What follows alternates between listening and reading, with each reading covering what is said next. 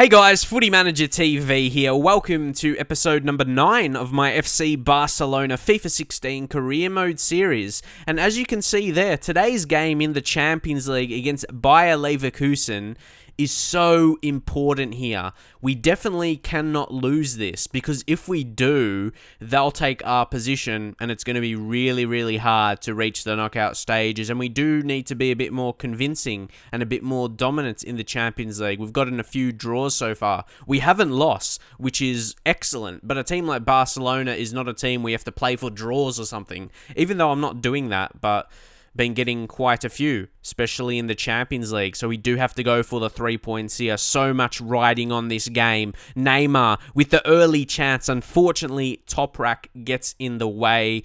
And no doubt, I'm not sure how will they be thinking, like in the game, like actually in FIFA. Bayer Leverkusen, they'll know they'll have to win this, really, because it's going to be hard to get that second position if they don't beat us here today.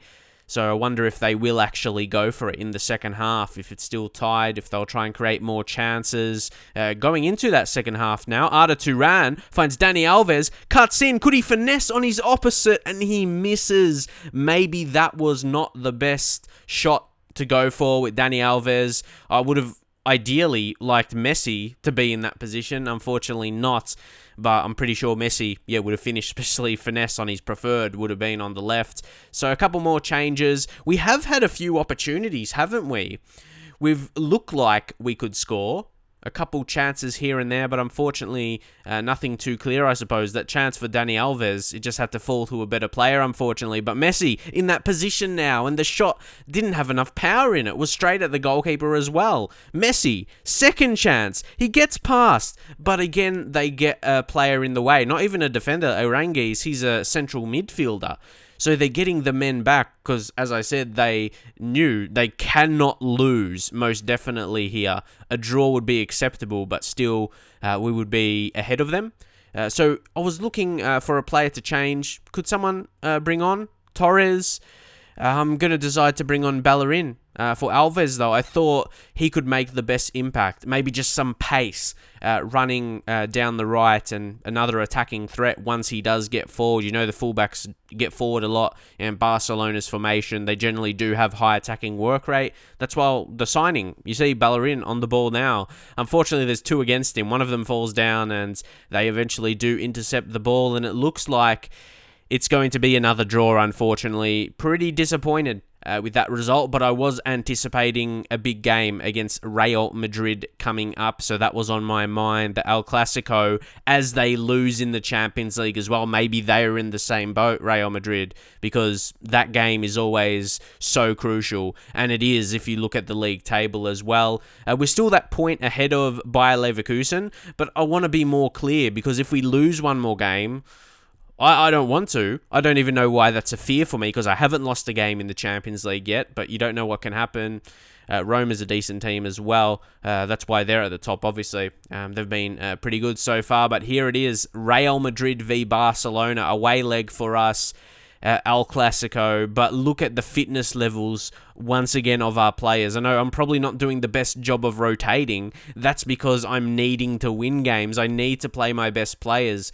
But unfortunately, I wasn't thinking about it enough in terms I didn't really commit to rotating these kind of players, because the games leading up to this were so important, must-wins. Even though I didn't even get the win in the last game against Leverkusen, I tried my best to, like you saw with the opportunities. So we're going to have to still leave Lionel Messi on. Like Lionel Messi, he's so key. He could potentially win the game for us. So now, Madrid have an early opportunity. It's Lucas Vazquez tries to cross it in or take the shot, but he's brought down apparently. It's a penalty.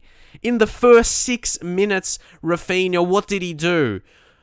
Oh, he just jumped. I didn't even do anything. Like, in that situation, I didn't slide tackle. I didn't press any tackle button to do that. I've no idea. I was just running towards him, and that happened. I hate that so much when you don't actually want to tackle and it gives away a penalty, and Ronaldo goes straight. And I thought he was going to do that, so I stood straight. I didn't move, really. I did a little bit before he actually kicked it, but I went back to his original position. But unfortunately, Ronaldo he aimed it a little bit a little bit to his left, I suppose, and that's why the goalkeeper couldn't get to it. But I knew he was going to do that, so I thought, I'll stay straight.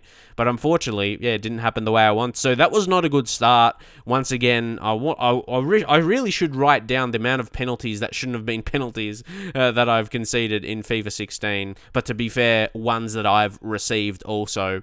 It's hard to say. It's probably fair at the end of the day. But it's going to be another poor piece of defending here. And even my player there, I didn't run into the nets. I guess you can't really prove it, but I stopped at the line, but the game made him, he kept on running. For whatever reason, I don't know why. You know what you want to do. It's the obvious thing in that situation. I tried to put the player on the line, but he kept running into the nets.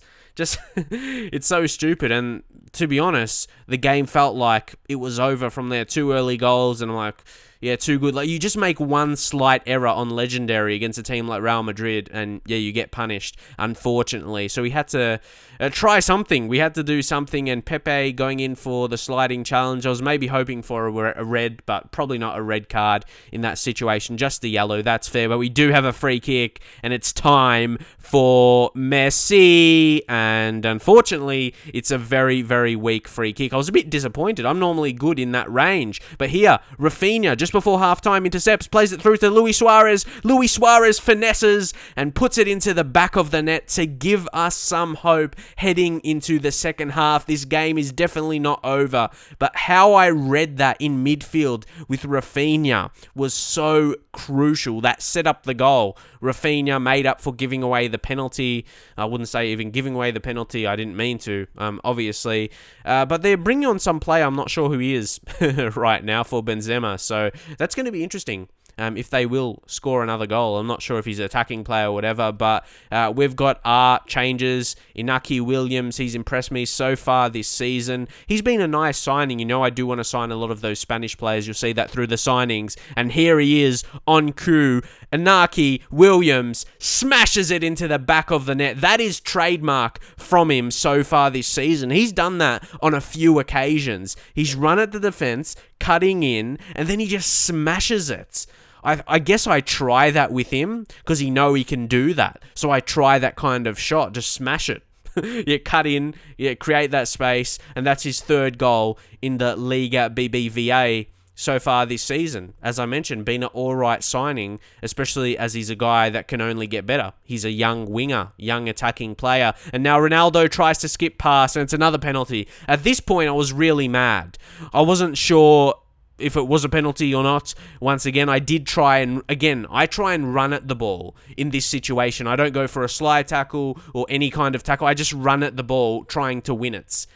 And unfortunately, Ronaldo, you know what he does, or at least what he did there anyway. He kind of went for it. It did look like a penalty, and it arguably was, but Ronaldo hits it straight at Bravo. This time makes the save, so that was good. Because I was really mad at myself for, because I knew what Ronaldo would do in that situation. Maybe I shouldn't have committed myself. Let Ronaldo take it first, get possession, and maybe try and win it. But it's in the past now because he missed the penalty, or a goalkeeper saved it. Well done to Bravo. And here they had an opportunity. Suarez actually went off, and we brought on another new signing, Paco Alcacer. Paco Alcacer is another bright Spanish talent. He's a striker, and he might be on here. He's in a bit of space. He doesn't have the most pace, but he holds off the defender, and he finishes. That could be the winner, and what a way to make your mark for Barcelona. That's his first league goal for us. What a way to score it in this huge game. This is like the biggest game of the season for Real Madrid and Barca fans, and he could be the match winner. The fans could potentially be loving him after this. See, first goal in the league. Great way to make your mark. Of course, Suarez won't be around forever, and he'll be there waiting in the wings, most definitely. Obviously, Suarez still been amazing this season with goals, but how about that, the match winner? How about the super sub from myself, though? I wasn't sure, could he come on? Could I change someone else? Even Suarez had a good game himself, scored his own goal, but I had a feeling that Paco can come on, Alcacer, and he can get the job done and make an important, or play an important part, whether it be scoring or at least creating an opportunity. So now we're back in a good position if we can win the next league game. 3 points and we'll be in the lead, and we have got that extra game also to Real Madrid, so beating them was huge, and that was the away game against them. So the next time we play them later in the season at home, I'll definitely give myself every chance. But how did I come back from that? 2-0 away from home against Real Madrid, and I end up winning 3-2. Oh, I have no idea how I did it. I just tried so hard, because what I knew there, if I was going to get smashed against Real Madrid, I know people watching that video is not going to be very happy with Barcelona. So I tried my best. I just tried my absolute best to at least be respectful, put in a respectful performance after that, which may be hard.